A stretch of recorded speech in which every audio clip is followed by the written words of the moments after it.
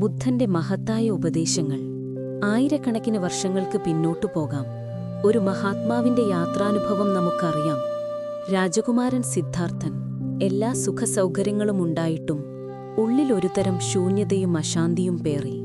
പുറംലോകത്തെ കാഴ്ചകളോടുള്ള അഭിരുചി അദ്ദേഹത്തിനില്ലായിരുന്നു. ഒരു ദിവസം രോഗികളെയും വൃദ്ധരെയും മരിച്ചവരെയും കണ്ടപ്പോൾ ലോകത്തിന്റെ ദുഃഖം എത്രമാത്രമുണ്ടെന്ന് അദ്ദേഹത്തിന് മനസ്സിലായി.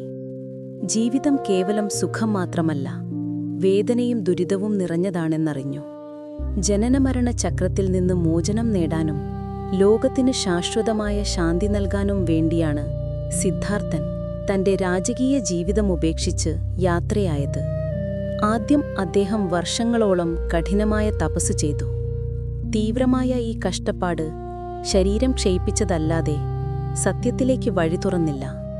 അധികം സുഖവും വേണ്ട, അധികം കഷ്ടപ്പാടും വേണ്ട. മധ്യമമാർഗം മാത്രമാണ് ശരിയായ വഴിയെന്ന് അദ്ദേഹം തിരിച്ചറിഞ്ഞു. തുടർന്ന് അദ്ദേഹം ബോധിവൃക്ഷത്തിന്റെ ചുവട്ടിലിരുന്ന് ആഴത്തിൽ ധ്യാനിച്ചു. ഒരു ലക്ഷ്യത്തിൽ ശ്രദ്ധ കേന്ദ്രീകരിച്ച് ഉറച്ച മനസ്സോടെ അദ്ദേഹം അവിടെയിരുന്നു. അപ്പോഴാണ് കാമരൂപിയായ മാരനെ അദ്ദേഹം ജയിച്ചത്.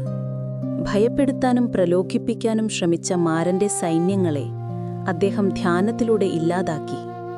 അങ്ങനെ സിദ്ധാർത്ഥൻ ബുദ്ധനായി മാറി. അദ്ദേഹം ദുഃഖത്തെക്കുറിച്ചുള്ള പരമമായ സത്യം മനസ്സിലാക്കി. പ്രപഞ്ചത്തിന്റെ നിയമങ്ങളെ അറിഞ്ഞു. ബുദ്ധന്റെ ആദ്യത്തെ ഉപദേശം ജീവിതം ദുഃഖമാണ്. അതായത് അസുഖം, വാർദ്ധക്യം, മരണം, ഇഷ്ടമുള്ളവരിൽ നിന്നുള്ള വേർപാട് എന്നിവയെല്ലാം ദുഃഖമാണ്. ദുഃഖത്തിന്റെ കാരണം തൃഷ്ണയാണ്, സമുദയ സത്യം. അഥവാ അത് നിലനിൽപ്പിനോടുള്ളതും അനുഭവങ്ങളോടുമുള്ള അടങ്ങാത്ത ആഗ്രഹമാണ്.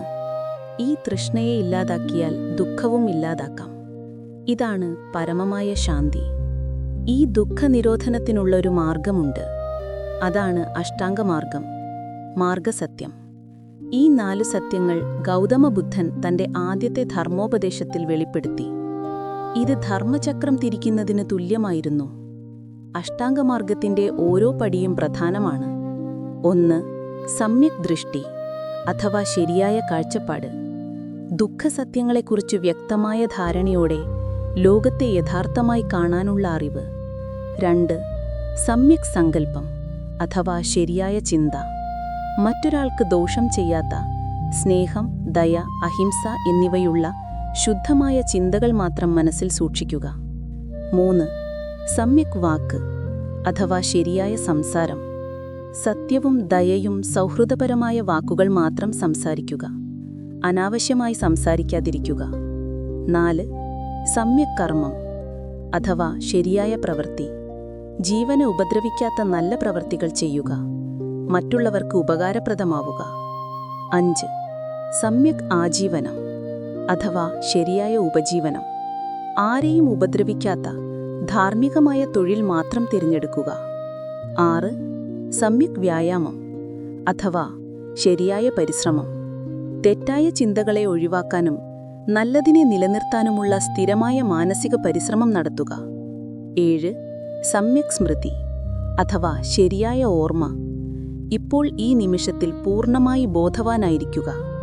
നമ്മുടെ ശരീരത്തെയും മനസ്സിനെയും വികാരങ്ങളെയും വ്യക്തമായി അറിയുക. 8. സമ്യക് സമാധി അഥവാ ശരിയായ ധ്യാനം. മനസ്സിന്റെ ഏകാഗ്രത. എല്ലാ ലൗകിക ചിന്തകളിൽ നിന്നും മുക്തമായി ലോകത്തിന്റെ അതിരുകൾ വിട്ടുള്ള ശാന്തി നേടുക. ഈ 8 മാർഗങ്ങളും ഒരുമിച്ചു പരിശീലിക്കുമ്പോൾ നമ്മുടെ ജീവിതത്തിൽ മാറ്റങ്ങളുണ്ടാകും. ബുദ്ധമതത്തിന്റെ അടിസ്ഥാനം മൈത്രിയാണ് അഥവാ കരുണ.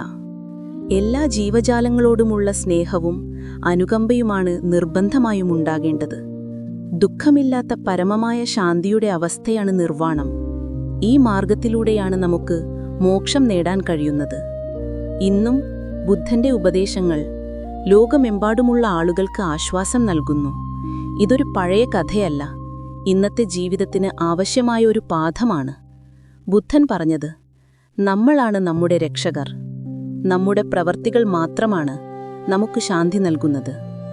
ഈ വിജ്ഞാനത്തിന്റെ യാത്രയിൽ ഞങ്ങളോടൊപ്പം ചേരുക. ചാനൽ സബ്സ്ക്രൈബ് ചെയ്യുക. ശാന്തി ശാന്തി ശാന്തി.